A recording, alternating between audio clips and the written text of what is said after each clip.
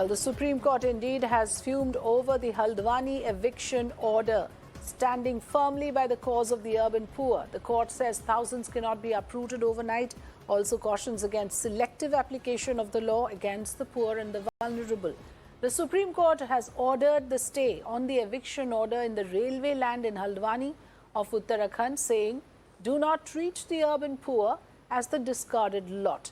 Let's put out the timeline of events for you. This is a case that has been going on since 2013 when the first PIL was filed against illegal mining after a bridge collapse on the Gola River. If we can put out the graphics, please, of the timeline that we are talking about here. Yes, there you have it. Then you have in the year 2016, High Court has ordered a complete evacuation of 29 acres of railway land. In 2017, again, the Uttarakhand High Court ordered residents to vacate the encroached land by February. No notices were served.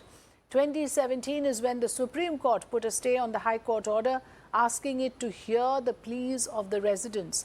Earlier last year in March, a new plea asking the illegal occupants to be evicted under Section 147 of the Railways Act, which deals with trespassing. 10 intervention pleas were filed as well. In December 2022, Uttarakhand High Court rejected the intervention orders and ordered eviction from the encroached land. This is the order that has been now put on hold by the Supreme Court as the top court stays High Court order and scheduled the next hearing for the 7th of February.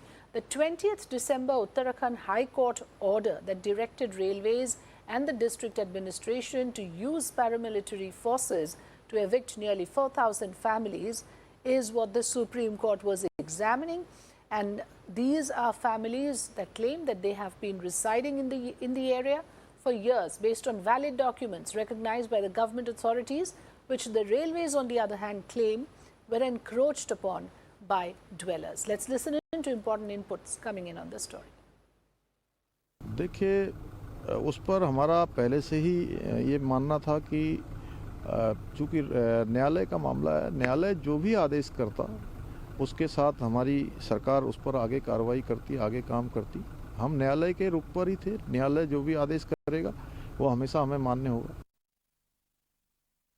Supreme court ने इस मानवीय पक्ष को समझा और उन्होंने तोड़फोड़ की कार्रवाई, जो नोटिस आदि जारी किए गए थे, जो वहाँ पुलिस फोर्स भेज दी गई थी, तोड़ने की पूरी तैयारियां हो गई थी, उस सब पर रोक लगा दी और राज्य सरकार से कहा है कि इस समस्या का समाधान निकाल कर लाओ, कैसे लोगों को बसाना है। It's a huge sign of relief and we thank the Honorable Supreme Court, because when we came here and when we discussed the entire case with our lawyers, we want to thank Mr. Salman Khurshid, Mr. Luthra, who represented us. We took all the anomalies of the decision made by the High Court and lawfully the anomalies based on law, and we got them here. Now the Supreme Court considered those anomalies. They considered the people who've been living there for 50 to 100 years. They considered what the railway wants, and they have asked everyone to produce their papers, which we insisted from day one should be the case. That people, if railway is saying that it's their land, show us your gazette, show us your map, show us your papers. Now they've asked the railway to produce their papers. Now so the state of Uttarakhand is also claiming that land. State of two-thirds of that is Nazul land, which is Uttarakhand state government land, not railway land. Not for a single day did the government of Uttarakhand represent its people or protect its own land.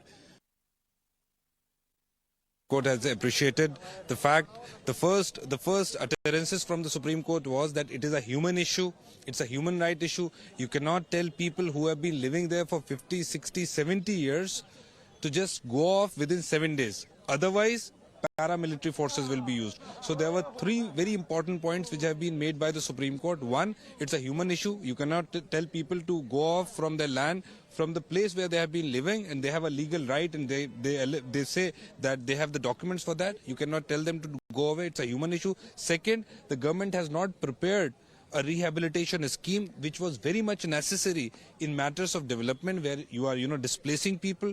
Thirdly, Supreme Court has taken a strong view on the issue that the impugned judgment of the Nainital High Court has made an observation that if after giving a notice of 7 days for evacuation of that land, these people did not vacate that land, then paramilitary forces should be used for vacation of that land.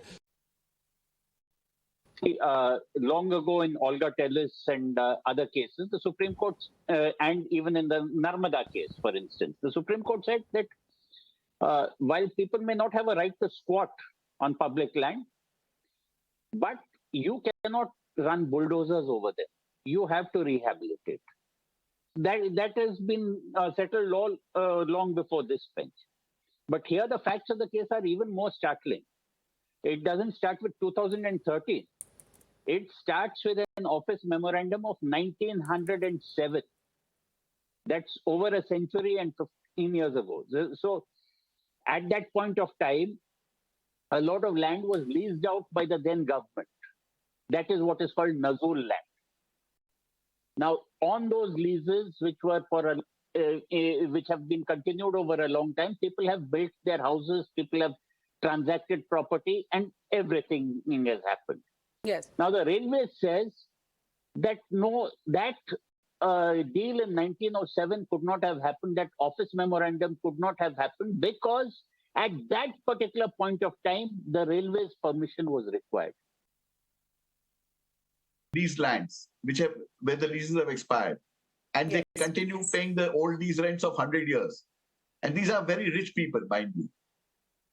For the High Court to have said that within 7 days, the people should be vacated is, I think, completely inhuman. It's very sad that the Supreme Court has to intervene on something like this. But I feel there is a great need to define what is encroachment. These are simple principles that can be adopted.